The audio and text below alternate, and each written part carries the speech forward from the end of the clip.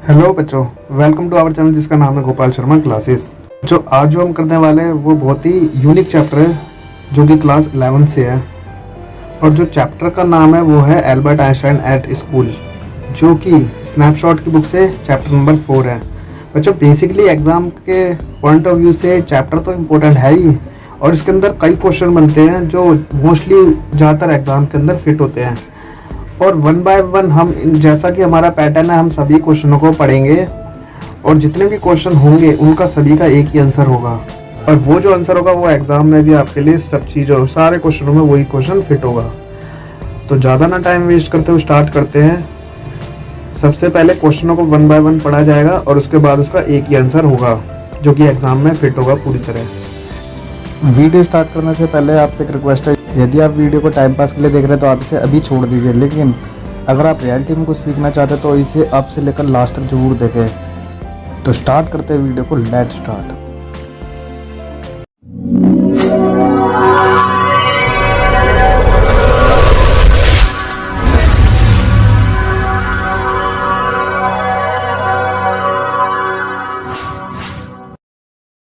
तो जो सबसे जो पहला क्वेश्चन वो बनता है वो write a note on the education system as it existed during Albert's time. मतलब एक शॉर्ट नोट लिखिए जो एल्बर्ट आइंस्टाइन के टाइम पर जो एजुकेशन सिस्टम था उसके ऊपर।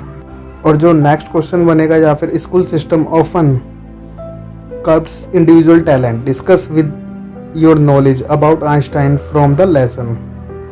मतलब जो स्कूल का जो होता है सिस्टम, वो आजकल जो स्कूल है वो बच्चों का जो टैलेंट है उसे बड़ा दबाते हैं। तो इस चीज़ को डिस्कस कीजिए एल्बर्ट आइंस्टाइन की स्टोरी से रिलेट कर। या फिर क्वेश्चन ऐसे भी आ सकता है इसका, differentiate between information gathering and inside formation with reference to the lesson Albert Einstein at school. मतलब इंफॉर्मेशन गैदरिंग मतलब सूचना इकट्ठी करना, बाहर से नॉलेज लेना या इंटरनल नॉलेज को बढ़ावा देना, इन दोनों में क्या अंतर है, तो इस चीज़ को एल्बर्ट आइंस्टाइन एट स्कूल के जरिए से बताइए। या फिर क्वेश्चन ऐसे भी आ सकता है, Yuri played an important role in solving Albert's problem, discuss with respect to the lesson. मतलब यूरी ने किस तरह से रोल निभाया उसकी प्रॉब्लम को सॉल्व करने के लिए। और जो सबसे जो मोस्ट इम्पोर्टेंट जो लास्ट क्वेश्चन है, what salient characteristics of Albert are highlighted through the chapter. मतलब इस चैप्टर में एल्बर्ट के किन किन गुणों को बताया गया उन्हें बताइए। तो बच्चों, ये सभी क्वेश्चन है जो एग्जाम के पॉइंट ऑफ व्यू से बहुत ही इंपॉर्टेंट है, लेकिन इन सभी का एक ही आंसर होगा जो सबों में फिट होगा। थोड़ा लेंथी होगा, पूरी वीडियो को जरूर देखना जिससे आपको सभी डाउट्स क्लियर हो जाए। तो स्टार्ट करते हैं, let start. A system which does not help in blooming of an individual talent should be discarded. The system of education at the time of Einstein was very unimpressive. मतलब एक ऐसा system जो कि बच्चों के talent को, किसी भी इंसान के टैलेंट को बूस्ट ना करे, वो सिस्टम एजुकेशन का बहुत ही बेकार होता है। और एल्बर्ट आइंस्टाइन के टाइम में इसी तरह से एजुकेशन सिस्टम था जो कि इस चैप्टर में बताया है। Einstein was a genius and he realised his potential when he went to school at Munich. The school followed a very stereotyped education system. मतलब आइंस्टाइन बचपन से ही बहुत ज़्यादा जीनियस थे और उन्हें इस बात का पता तब चला जब वे पहली बार स्कूल में गए थे। स्कूल का सिस्टम बड़ा ही अजीब था वहाँ पर। Einstein really had a different way of thinking when Mr Brown the history teacher questioned Albert about the year in which the person defeated the French to Waterloo. Albert told him that he did not know and he must have forgotten. एक बार history के teacher Mr Brown ने Albert से पूछा कि पारसियों ने French को Waterloo में कब हराया। तो एल्बर्ट का जवाब था कि उसे ये जवाब नहीं पता, और उसे ये जवाब पता भी नहीं होना चाहिए क्योंकि उसे तारीखों में कोई भी दिलचस्पी नहीं थी। Mr Brown was shocked when Einstein answered him back in such a manner he felt insulted. मतलब मिस्टर ब्राउन बिल्कुल ही चौंक गए जब पहली बार उन्हें ऐसा जवाब, क्योंकि उन्हें बिल्कुल भी उम्मीद नहीं थी। And taunted Albert to explain his theory of education. Mister जो ब्राउन थे उनको बड़ा ही भद्दा सा जवाब लगा और उन्होंने उससे पूछा, बताओ तुम्हारे अकॉर्डिंगली थ्योरी ऑफ एजुकेशन क्या है।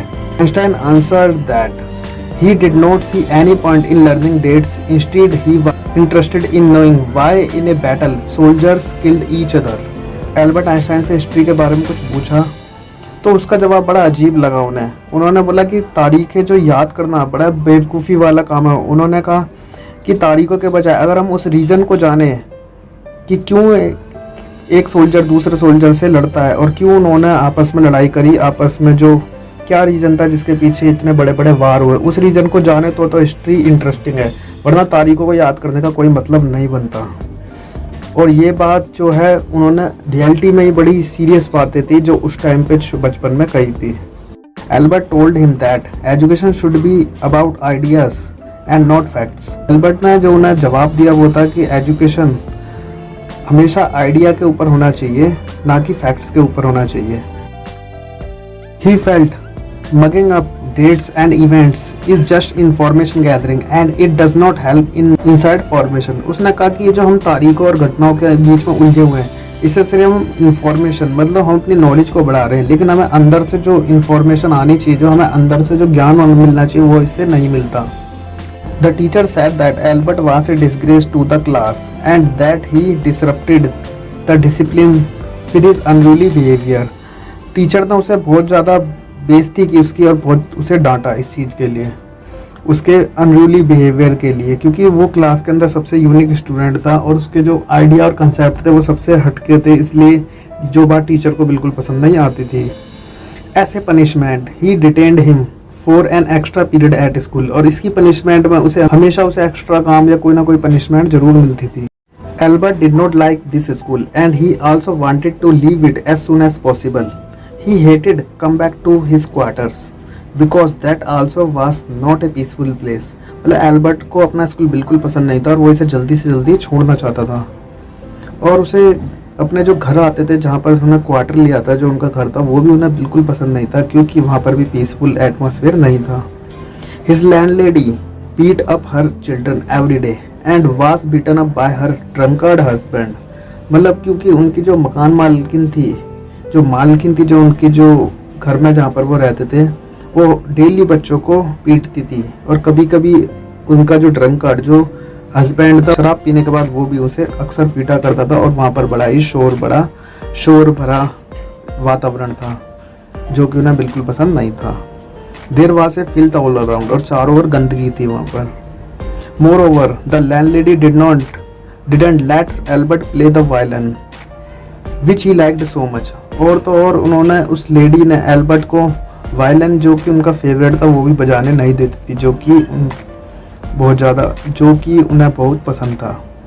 She stopped Albert from playing the music। उसने बिल्कुल ही एल्बर्ट को म्यूजिक प्ले करने से बंद कर दिया। He had two friends, Elsa and Yuri। Albert के जो थे दो फ्रेंड थे जो बहुत ही उसके क्लोज थे। Once his cousin Elsa visited him in Munich। She told him that passing an examination was an easy thing। She gave examples of some stupid boys who had easily passed in exams by merely rote learning facts like a parrot। मतलब जो सबसे पहले जो उसकी friend थी, जो उसकी cousin थी एल्सा, उसने बताया कि एग्ज़ाम पास होना बहुत ही आसान काम है, क्योंकि कुछ स्टूपिड बच्चे होते हैं जो रटते हैं चीज़ों को, तारीखों को उसने रटने के लिए बोला। He was still feeling miserable, all his efforts was fail. लेकिन फिर भी उसे इसका कोई फ़ायदा नहीं मिला और उसके सारे एफर्ट बेकार हो गए। एल्सा जो कि कज़न है, उसकी एडवाइस मानने के बाद, जो कि एल्बर्ट के बिल्कुल काम नहीं आई, उसके बाद वो आगे यूरी की हेल्प मांगते हैं। He meets Yuri and seeks his help। वो यूरी से भी मिलता है एल्बर्ट और उसकी हेल्प मांगता है। He has an idea। He tells Yuri that if he is able to obtain a medical certificate stating that he is suffering from nervous breakdown, then perhaps he could get rid of school। अब Yuri जो उसे वो भी सलाह देता है, क्योंकि उसके पास एक आइडिया है कि अगर एल्बर्ट एक मेडिकल सर्टिफिकेट बनवा ले जो कि उसका नर्वस ब्रेकडाउन शो करे किसी भी डॉक्टर से, तो वो स्कूल से छुटकारा पा सकता है। He suggests that Albert must share his problem frankly with the doctor। और वो ये भी सलाह देता है कि उसे अपनी प्रॉब्लम डॉक्टर से शेयर फ्रैंकली करनी चाहिए। Doctor Ernest Weil told him that he had really come near in nervous breakdown। और जो डॉक्टर अर्नेस्ट व्हील है वो भी यही बताते हैं कि वो रियलिटी में नर्वस ब्रेकडाउन के कगार पर आ गया था।